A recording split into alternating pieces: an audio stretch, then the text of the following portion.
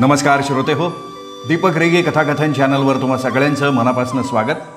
मित्रांनो, तुम्ही ऐकताय सुरेश वैद्य यांची निमित्त मात्र ही कादंबरी आणि आज ह्या कादंबरीचा भाग 4. पण तत्पूर्वी तुम्ही जर आत्ता चॅनलवर पहिल्यांदा आला असाल किंवा अजूनपर्यंत चॅनल सबस्क्राईब केलं नसेल तर प्लीज चॅनल सबस्क्राईब करा. ऐकूयात निमित्त मात्र भाग 4. चित्रा सिनेमाच्या जवळ असलेल्या एका 5 मजली इमारतीच्या पार्किंगमध्ये पल्सर लावून मी इमारती शिरलो आणि लिफ्टनं 3ऱ्या मजल्यावर आलो. 3 नंबरच्या फ्लॅटसमोर उभं राहून मी कॉलबेलचं बटण दाबलं. काही वेळा दार उघडलं गेलं. दारात रमाकांत उभा होता, आपल्या नेहमीच्याच अवतारात. त्याच्याकडे बघून तो एका डिटेक्टिव्ह एजन्सीचा मालक आहे हे कुणालाही खरं वाटलं नसतं, पण तीच त्याची खासियतसुद्धा होती. वरून अतिशय निरुपद्रवी आणि बावळट्ट दिसणारा रमाकांत माहिती काढण्यात मास्टर होता. त्याच्याकडे काम करणारी माणसंही त्याच्याच तालमीत तयार झालेली होती. रमाकांतची आणि माझी गेल्या कित्येक वर्षापासूनची मैत्री, आणि ह्या मैत्रीला जागून त्यांनी मला कितीतरी केसेसमध्ये मदत केलेली होती. तर मला समोर बघताच रमाकांतचा चेहरा एकदम खुलला. माझी खात्री होतीच, तू एक इमानदार माणूस आहेस. रुपये पैशाच्या मामल्यात तू कधी बेईमानी करणार नाहीस. अगदी घरपोच पैसे आणून देशील. चल चल चल पटकन 500 रुपये काढ, माझ्या हातावर ठेव. माझ्यासमोर हात पसरत रमाकांतनं नेहमीप्रमाणे माझं स्वागत केलं आणि मी सुद्धा नेहमीप्रमाणे त्याच्या बोलण्याकडे दुर्लक्ष करत त्याला एका बाजूला ढकलून दारातनं आत शिरलो.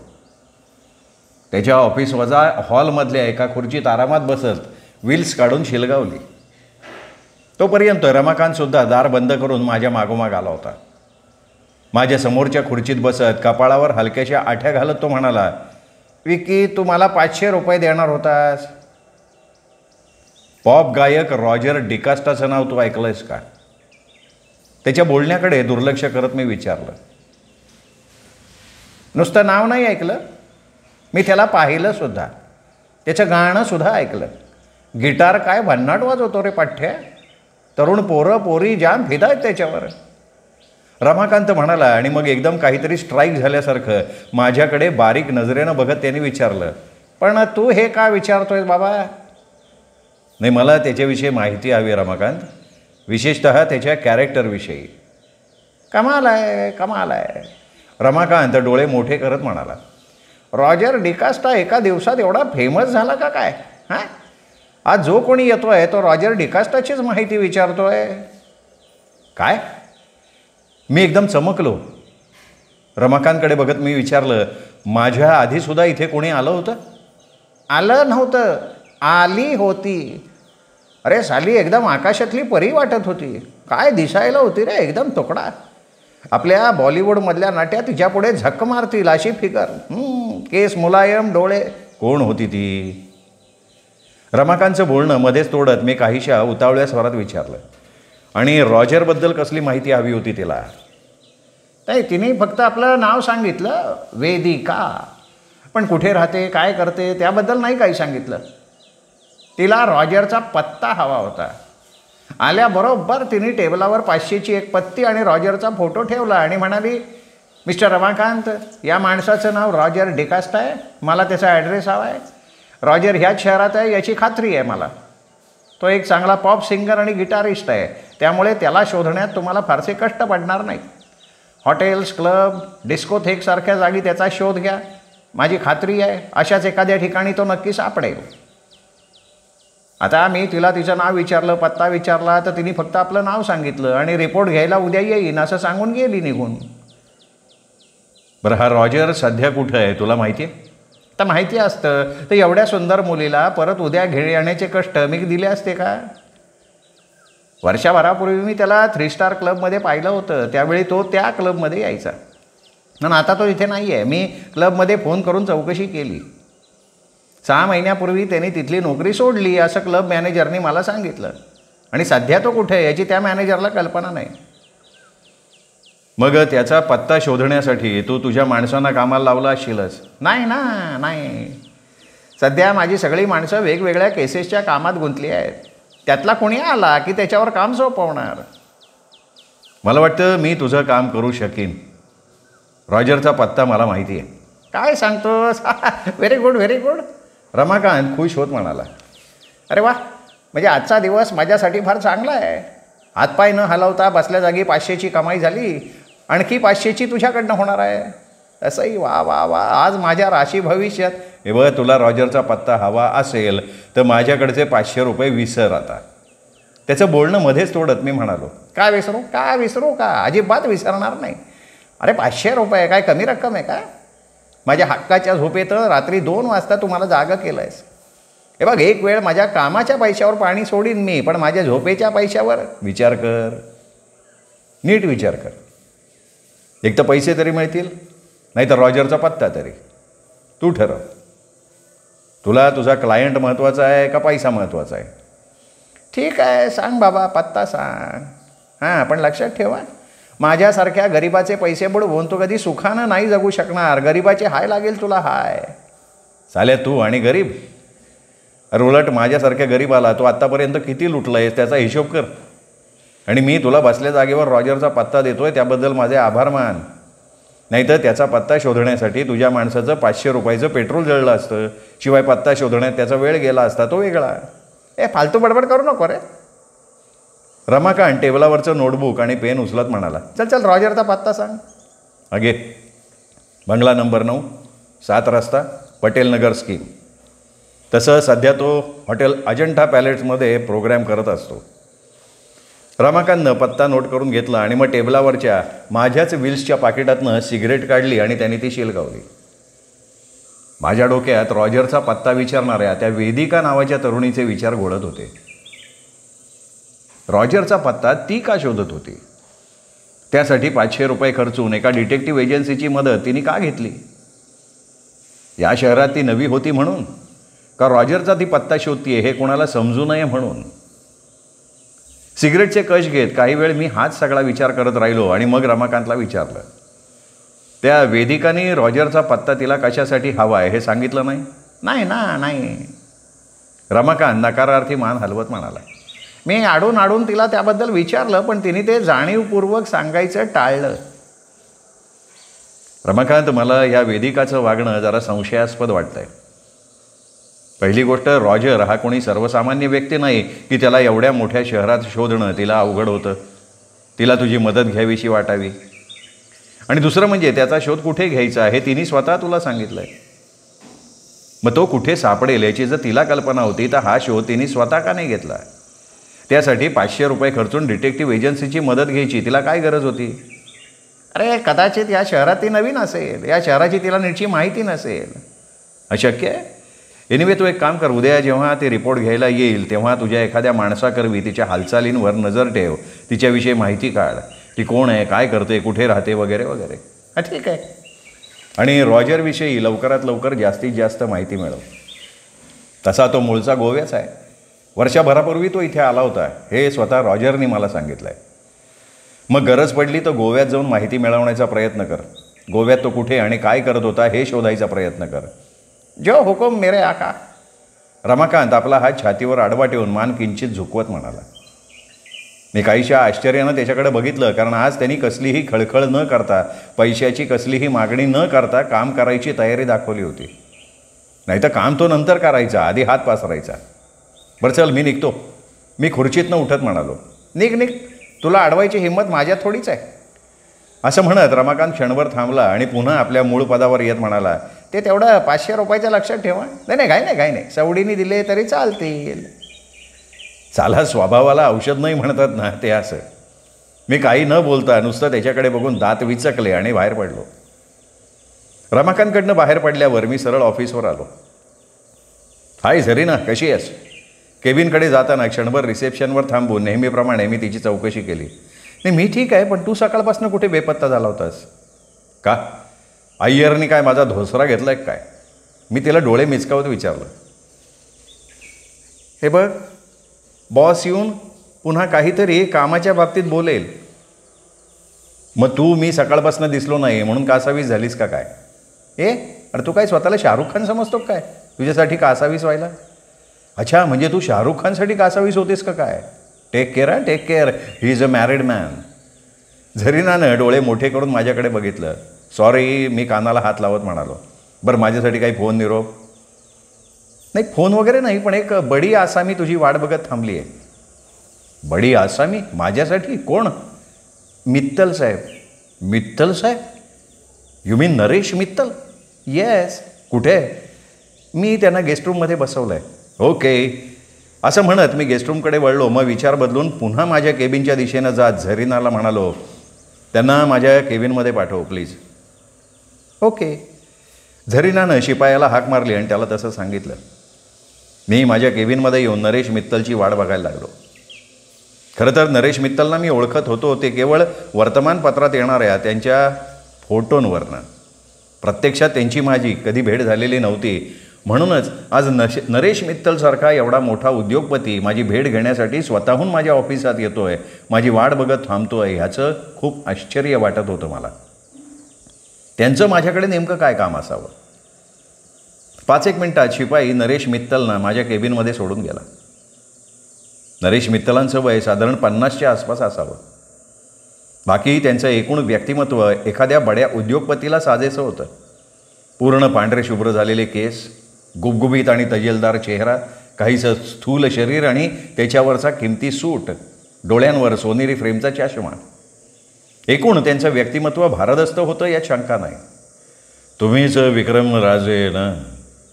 केबिनमध्ये येताच आपल्या भेदक नजरेनं माझ्याकडे बघत त्याने विचारलं. ओ येस, मीच विक्रम राजे. या ना सर, बसा. समोरच्या खुर्चीकडे खूण करत मी म्हणालो, थँक्स. माझं नाव नरेश मित्तल. मी ओळखतो तुम्हाला. त्यांचं बोलणं मध्येच तोडत मी म्हणालो, बोला ना, काय काम होतं? म्हणजे तुम्ही स्वतः आर्जवून मला भेटायला आलात म्हणजे तसंच काहीचं महत्त्वाचं असणार काम, नाही का? नरेश मित्तल काही क्षण गप्प राहिले. जे काही बोलायचं आहे ते विचारपूर्वक बोलायची सवय असल्यामुळे असेल. ते काय आणि कसं बोलावं ह्याचाही विचार करत असावेत. मी शांतपणे त्यांच्या बोलण्याची वाट बघत राहिलो. मिस्टर विक्रम. काही वेळानं एक एक शब्द तोलून मापून बोलल्यासारखे ते म्हणाले. विपुलनं काही गुंडांच्या मदतीनं रॉजर डिकास्टाला मारहाण केली, ही गोष्ट खरी आहे? हो, खरी आहे. तुम्ही स्वतः प्रत्यक्ष पाहिलं आहे? हो. तुम्ही जे काही पाहिलं ते मला सांगू शकाल? ऑफकोर्स, का नाही? असं म्हणत मी त्यांना सगळं काही सविस्तर सांगितलं. विपुलनं असं काही करायला नको होतं. माझी त्याच्याकडनं ती अपेक्षा नव्हती. मी काहीच बोललो नाही. ते केवळ एवढंच विचारण्यासाठी माझ्याकडे आलेले नाहीत याची मला खात्री होती. नरेश मित्तल पुन्हा काही क्षण गप्प राहिले आणि मग एक सुस्कारा सोडत म्हणाले, पण तो तरी काय करणार नाही का? लहान असल्यापासनं जिच्यावर त्यांनी प्रेम केलं तिला दुसऱ्या कोणाची होताना तो कसा काय बघू शकतो, नाही का? आपल्या होणाऱ्या पत्नीला दुसऱ्या कोणाशी तरी प्रेमाचे चाळे करताना बघून त्याची सहनशक्ती संपुष्टात येणार नाही का? मी कसलीही प्रतिक्रिया व्यक्त नाही केली. विपुल फार चांगला मुलगा आहे, सभ्य आहे, सुसंस्कृत आहे, कर्तबगार आहे. नताशावर त्याचं फार प्रेम आहे. नताशालाही तो आवडत होता. गेल्या 5-6 महिन्यांपर्यंत विपुलशी विवाह करायला तिची काहीही हरकत नव्हती. पण रॉजर जर मध्ये आला नसता तर या महिन्यात त्या दोघांचा विवाह झाला सुद्धा असता. बोलता बोलता नरेश मित्तल थांबले. बहुतेक मी काही बोलत नाही हे त्यांच्या लक्षात आलेलं असावं. कपाळावर हलक्याशा आठ्या घालत त्यांनी विचारलं, तुम्ही माझं बोलणं ऐकतोय ना विक्रम? हो, मी ऐकतोय. त्यांना अपेक्षित भाव चेहऱ्यावर न आणता मी शांतपणे म्हणालो. मी त्यांच्या बोलण्यात इंटरेस्ट दाखवावा, उत्सुकतेनं त्यांना काहीतरी विचारावं अशी कदाचित त्यांची अपेक्षा असावी. काही क्षण ते माझ्याकडे बघत राहिले आणि मग चेहऱ्यावर माझ्याविषयीचं कौतुक आणत म्हणाले, मी तुमच्याविषयी बरंच काही ऐकलं आहे. तुम्ही एक हुशार रिपोर्टर आहात. बातम्या मिळवण्यात आणि त्या बातमीच्या मुळाशी जाऊन सत्य शोधण्यात तुमचा हातखंड आहे, खरं आहे का नाही? आता तुमच्याविषयी मला एवढी माहिती कशी हा प्रश्न तुम्हाला पडला असेल, नाही का? तर ही माहिती इथे येण्यापूर्वी मी मिळवली होती. त्याचं काय विक्रमसाहेब, मी एक बिझनेसमन आहे आणि त्यामुळे कुठल्याही नवीन माणसाला भेटण्यापूर्वी त्याची जास्तीत जास्त माहिती मिळवायची मला सवय आहे. नाही, ही सवय फार चांगली आहे. त्यामुळे समोरच्या माणसाच्या क्षमतेचा आपल्याला अंदाज येतो, खरं का नाही? नरेश मित्तलांनी क्षणभर माझ्याकडे रोखून बघितलं आणि मग चेहऱ्यावर पुन्हा हास्य आणत ते म्हणाले, अगदी खरं आहे. एनिवे, ह्या रॉजर डिकास्टाबद्दल तुम्हाला काय वाटतं विक्रम? त्याचं खरंच नताशावर प्रेम आहे का माझ्या करोडो रुपयांच्या संपत्तीवर नजर ठेवून त्यांनी नताशाला आपल्या प्रेमाच्या जाळ्यात ओढलेलं असावं. तुमचं मत काय आहे? नाही, ह्या बाबतीत मी ठामपणे काही सांगू शकत नाही. तुमच्या मुलीवर त्याचं खरोखर प्रेम असू शकतं, ही जशी एक शक्यता आहे, तशीच तुमच्या पैशावर नजर ठेवून तो तिच्यावर प्रेम करत असायची शक्यता आहे. आणि सत्य काय आहे हे माझ्यापेक्षा तुम्ही जास्त चांगल्या प्रकारे ओळखू शकता. नाही, माझी पूर्ण खात्री आहे की रॉजरला नताशाशी काही देणं घेणं नाही, त्याची नजर माझ्या पैशावर आहे आणि त्यासाठी तो नताशावर प्रेम असल्याचं नाटक करतो आहे. तिच्याशी लग्न करून एका रात्रीत श्रीमंत व्हायचं स्वप्न बघतोय तो. हां, कदाचित तुम्ही म्हणता तसं असायची शक्यता आहे, पण हे सगळं तुम्ही मला का सांगताय हे माझ्या लक्षात येत नाही.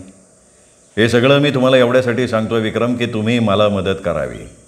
मी तुम्हाला मदत करू? नाही, कळलं नाही मला. मी कशी काय मदत करणार? हे बघ विक्रम, बोलण्याच्या ओघात नरेश मित्तलांनी माझा उल्लेख एकेरी केला. ती चूक लक्षात येतात चटकन माझी माफी मागत ते म्हणाले, सॉरी, मी तुम्हाला एकेरी बोलवलं. It's all right, it's all right. तसेही तुम्ही माझ्यापेक्षा वयानं मोठे आहात, चालेल, मला बोला तुम्ही. थँक्स. तर विक्रम, तू एक हुशार रिपोर्टर आहेस. असं काहीतरी कर की रॉजर आपल्याशी प्रेमाचं नाटक करतोय, त्याचं आपल्यावर नाही तर आपल्या बापाच्या पैशावर प्रेम आहे याची खात्री नताशाला पटेल. मित्तल साहेब, तुम्ही सांगता म्हणून तुमच्यासाठी मी काहीतरी चुकीचं काम करीन असं समजून जर तुम्ही इथे आला असाल ना, तर तो तुमचा गैरसमज आहे. मी तसलं काहीही करणार नाही. हे बघ, मी तुला काही चुकीचं काम कर असं म्हणत नाही आहे विक्रम. रिपोर्टिंग करताना तुला बऱ्याच वेळा त्या बातमीची सत्यता पडताळून पाहण्यासाठी एखाद्यावर पाळत ठेवावी लागत असेल, त्याच्या हालचालीची माहिती मिळवावी लागत असेल. माझं म्हणणं एवढंच आहे की तशीच पाळत तू रॉजरवर ठेव, त्याच्याविषयी जास्तीत जास्त माहिती मिळव आणि त्याचा रिपोर्ट मला दे, बास. आता सांग, या चुकीचं किंवा खोटं काय आहे? नरेश मित्तल मला जे काम सांगत होते की जे काम मी आधीच सुरू केलं होतं, पण तसं काही न बोलता मी म्हणालो, आणि समजा माझ्या रिपोर्टमध्ये रॉजर एक चांगला माणूस आहे आणि त्याचं तुमच्या मुलीवर खरोखर प्रेम आहे असं असेल तर?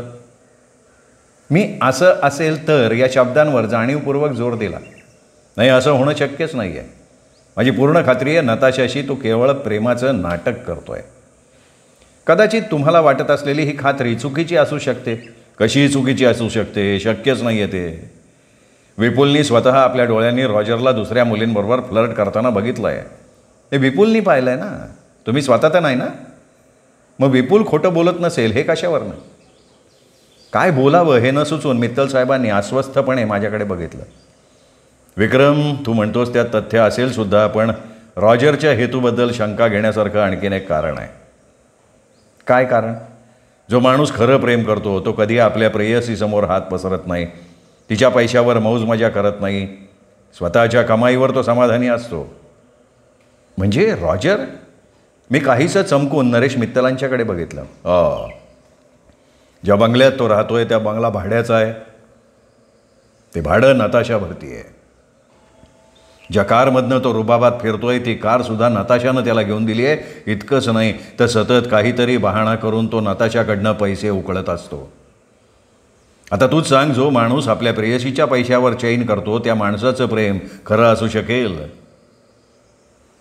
नरेश मित्तलांच्या बोलण्यात अगदीच तथ्य नव्हतं असं नाही. मलासुद्धा रॉजरची ही बाजू नव्यानं कळत होती. मी गंभीरपणे त्याचा विचार करत होतो. नरेश मित्तल काही क्षण अपेक्षेनं माझ्याकडे बघत राहिले आणि मग म्हणाले, तसं खरं सांगायचं ना विक्रम, तर कुठल्याही प्रायव्हेट डिटेक्टिव्हला 15-20 हजार रुपये देऊन असा रिपोर्ट मी मिळवू शकतो जो रॉजरची यथेच्छ बदनामी करू शकेल. पण प्रॉब्लेम हा आहे की नताशा अशा कुठल्याही रिपोर्टवर विश्वास ठेवणार नाही. रॉजरबद्दलचं माझं मत माहिती असल्यामुळे तो रिपोर्ट मीच मुद्दाम बनवला आहे असंच ती समजणार. आणि म्हणून मी तुझ्याकडे आलो आहे. नताशा तुला फार मानते. तू एक प्रामाणिक माणूस आहेस याची तिला खात्री पटली आहे. तू रॉजरचा जीव वाचवल्यामुळे तुझ्याविषयी तिच्या मनात आदराची भावना आहे. तूच जर रॉजर चांगला माणूस नाही असं सांगितलं तर ती तुझ्या बोलण्यावर विश्वास ठेवेल. निदान त्या अँगलनं रॉजरविषयी नव्यानं विचार तरी करायला लागेल. मित्तल साहेब, रॉजर चांगला माणूस नाही हे सिद्ध झालं तर तुम्ही म्हणता तसं ती गोष्ट मी नताशाला सांगू शकतो. पण जर रॉजर नताशाशी प्रामाणिक असेल, तिच्यावर मनापासून प्रेम करत असेल, तर तुम्ही म्हणताय तसं नताशाला मी काहीही सांगणार नाही. मान्य आहे. मान्य आहे, पण माझी खात्री आहे विक्रम की रॉजर प्रामाणिक माणूस नाही आहे. तो नताशाशी केवळ प्रेमाचं नाटक करतो आहे. हे बघा मित्तल साहेब, हे आत्तापर्यंत तुम्ही बऱ्याच वेळा सांगितलं आहे, पण एक गोष्ट तुम्ही अजून सांगितली नाही की समजा रॉजर एक प्रामाणिक आणि चांगला माणूस आहे हे सिद्ध झालं तर त्या परिस्थितीत तुम्ही काय करणार? या परिस्थितीत मी त्याला विकत घेण्याचा प्रयत्न करीन. नरेश मित्तल अतिशय शांतपणे एखाद्या बिझनेसमनच्या थाटात म्हणाले. त्याच्यात आणि नताशात किती जमीन आसमानाचं अंतर आहे हे मी त्याला समजावून सांगेन. नताशा ज्या वातावरणात वाढली आहे ते बघता तिच्याशी लग्न करून तो कधीही सुखी होऊ शकणार नाही हे मी त्याला पटवून देईन. 5-10 लाख रुपये देऊन नताशाच्या आयुष्यातनं कायमचं दूर जायला भाग पाडेन मी त्याला. अच्छा, म्हणजे थोडक्यात कसंही करून नताशा आणि विपुलचा विवाह करायचा हा तुम्ही चंगच बांधलाय. वा मित्तल साहेब वा. चांगले आणि वाईटाची तुमची व्याख्या मोठी अजब आहे. रॉजरला तुम्ही चांगला माणूस समजत नाही कारण तुमच्या दृष्टीनं तो एक गरीब पॉप सिंगर असूनही त्यांनी एका श्रीमंत बापाच्या मुलीवर प्रेम करायचा गुन्हा केला आहे. आणि ज्यांनी भाडोत्री गुंडांच्या मदतीनं एखाद्याचा जीव घ्यायचा प्रयत्न केला त्या माणसाला तुम्ही सभ्य सुसंस्कृत समजताय. रॉजरला तुम्ही चांगला माणूस समजत नाही कारण काय तर तो आपल्या प्रेयसीकडनं अधूनमधून पैसे मागतो. त्याचवेळी तुम्ही स्वतःला भला माणूस म्हणून घेताय जो 5-10 लाख रुपये देऊन 2 प्रेमी जीवांची ताटातूट करू बघतोय. नरेश मित्तलांचा चेहरा संतापानं लाल झाला. त्यांच्या कपाळावरच्या शिऱ्या तट्ट फुगल्या. साहजिक होतं ना ते, कारण आजवर कोणीही त्यांच्याशी ह्या पद्धतीनं बोललं नसेल. असं काही ऐकायची त्यांना सवयही नसेल. समोरच्या माणसाला आपल्या पैशाच्या जोरावर नाचवण्यासाठी सवय असलेल्या नरेश मित्तलांना हा अपमान वर्मी लागलेला असावा. मला तसंच काहीतरी अपमानास्पद बोलण्यासाठी त्यांनी तोंड उघडलं, पण मग आपला विचार बदलून त्यांनी स्वतःच्या संतापाला आवर घातला आणि आवाज स्थिर ठेवण्याचा प्रयत्न करत ते म्हणाले, तर मग हे काम करायला तू नकार देतोयस असं समजू मी? नाही, तुमचं काम करायला मी नकार देत नाही आहे, पण प्रश्न हा आहे की माझ्या कामाला महत्त्व कितपत आहे. म्हणजे मी समजलो नाही. त्यात न समजण्यासारखं काहीच नाही ना मित्तल साहेब. तुम्ही आधीच निर्णय घेऊन टाकला आहे की नताशाचा विवाह तुम्ही रॉजरशी कधीही होऊ देणार नाही. मग अशा परिस्थितीत रॉजरविषयी माहिती गोळा करण्यात मी माझा वेळ का वाया घालवायचा? त्या माहितीमुळे जर तुमच्या निर्णयात काहीच बदल होणार नसेल तर ती माहिती मिळवण्यात अर्थच काय? मग तुझं म्हणणं तरी काय? कपाळावर हलक्याशा आठ्या घालून माझ्याकडे बघत नरेश मित्तलांनी विचारलं. माझं म्हणणं एवढंच आहे मित्तल साहेब की तुम्ही आपला हट्ट सोडावा. रॉजर जर नताशाशी प्रामाणिक असेल, तिच्यावर जर खरोखर त्याचं प्रेम असेल तर त्या दोघांच्या विवाहात तुम्ही कुठलाही अडथळा आणू नये. नाही, ते शक्य नाही आहे. नताशाचा विवाह कुठल्याही परिस्थितीत रॉजरशी होणार नाही, कारण नताशा आणि विपुलचा विवाह आधी ठरला आहे. विपुल लहान असल्यापासून. नताशाचा विवाह कोणा दुसऱ्याबरोबर लावून दिला तर विचार कर विपुलच्या मनाची काय अवस्था होईल.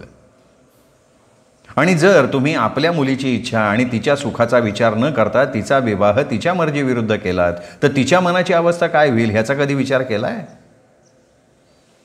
नरेश मित्तलांची अवस्था पहिल्यांदाच काहीशी द्विधा झाली. अस्वस्थपणे मान हलवत ते म्हणाले, मला चांगलं पेचात टाकलंच बरं का तू. नाही, असं तुम्ही समजताय सर. मला विचाराल तर अगदी सरळ साधी गोष्ट आहे. रॉजर जर चांगला माणूस नसेल तर ही गोष्ट तुम्ही नताशाला समजावून सांगू शकता. त्यासाठी हवं तर मी मदत करीन तुम्हाला. पण रॉजर जर चांगला माणूस असेल तर इतर कुठलाही विचार न करता तुम्ही नताशाचा विवाह त्याच्याशी लावून द्यायला हवा. नरेश मित्तल काहीही न बोलता विचार करत राहिले. तुम्हाला जर माझी ही अट मान्य असेल तर रॉजरबद्दलची सगळी माहिती मिळवायला मी तयार आहे. त्यांना गप्प बसलेलं बघून मी म्हणालो. नरेश मित्तल अजून काही क्षण तसेच गप्प बसले. कदाचित नेमका काय निर्णय घ्यावा हे त्यांना ठरवता येत नव्हतं. शेवटी माझ्याकडे बघत ते गंभीर स्वरात म्हणाले, आजवर कोणी मला अशा अटीबिटी घातलेल्या नव्हत्या, तशी कोणाची हिंमतच झाली नव्हती. तू पहिलाच असा माणूस आहेस. एनिवे मला तुझी अट मान्य आहे, कारण मला खात्री आहे रॉजरबाबतचा माझा अंदाज खरा ठरणार आहे. नाही, तसं झालं तर मलाही आनंदच होईल. मी काहीशा औपचारिक स्वरात म्हणालो. तसंच होईल. असं म्हणत नरेश मित्तलांनी आपल्या कोटाच्या खिशातनं चेकबुक काढलं. चेकवर 10,000ची रक्कम लिहिली, सही केली, चेक फाडला, माझ्या पुढे केला. थँक्स असं म्हणत मीही चेक घेतला, फोल्ड केला, खिशात ठेवला. हे काम केव्हापर्यंत होईल? आपलं व्हिजिटिंग कार्ड मला देत त्यांनी विचारलं. नाही, त्याबाबत मी निश्चित नाही सांगू शकणार. त्यांचं व्हिजिटिंग कार्ड खिशात ठेवत मी म्हणालो, एखाद्या माणसाबाबत त्याच्या नकळत माहिती मिळवणं हे तसं वेळखाऊ काम आहे. सहज शक्य झालं तर ही माहिती 2-4 दिवसात मिळू शकते किंवा मग ह्या कामाला 1-2 महिने लागू शकतात. ठीक आहे, पण शक्य तितक्या लवकर पूर्ण कर, कारण हा माझ्या मुलीच्या आयुष्याचा आणि तिच्या भवितव्याचा प्रश्न आहे. तिने काही चुकीचं पाऊल उचलण्यापूर्वी आपल्याला ह्या प्रश्नाची तड लावायला हवी आहे. नरेश मित्तल काहीशा विनंतीवजा स्वरात म्हणाले. तुम्ही निश्चिंत राहा, मी माझ्याकडनं कुठलीही कसर ठेवणार नाही. थँक्स. असं म्हणत नरेश मित्तल खुर्चीतनं उठले. ओके देन, मी निघतो आता. काही समजलं तर कळव. जरूर. नरेश मित्तलांनी माझ्याशी हात मिळवला आणि मग ते केबिनच्या बाहेर पडले. ते गेल्यावर मी एक सिगरेट शिलगावली आणि या केसच्या संदर्भात विचार करायला लागलो. माझ्या एवढ्या वर्षाच्या करिअरमध्ये पहिल्यांदाच ही अशी केस माझ्याकडे आली होती. या केसमध्ये ना कोणाचा खून झाला होता, ना कुठे चोरी किंवा दरोडा पडला होता. या केसमध्ये फ्रॉड किंवा ब्लॅकमेलिंगसारखंही काही नव्हतं. केवळ एका माणसाला तो चांगला आहे का वाईट एवढंच सिद्ध करायचं होतं. म्हटलं तर दिसायला ही केस अगदी साधी सरळ सोपी वाटत होती, पण कुठेतरी माझं मन मला सांगत होतं की दिसतीये तेवढी ही केस साधी सरळ नक्कीच नाही आहे. श्रोते हो, हा होता भाग 4. निमित्त मात्र ह्या कादंबरीचा 5वा भाग उद्या. तोपर्यंत नमस्कार.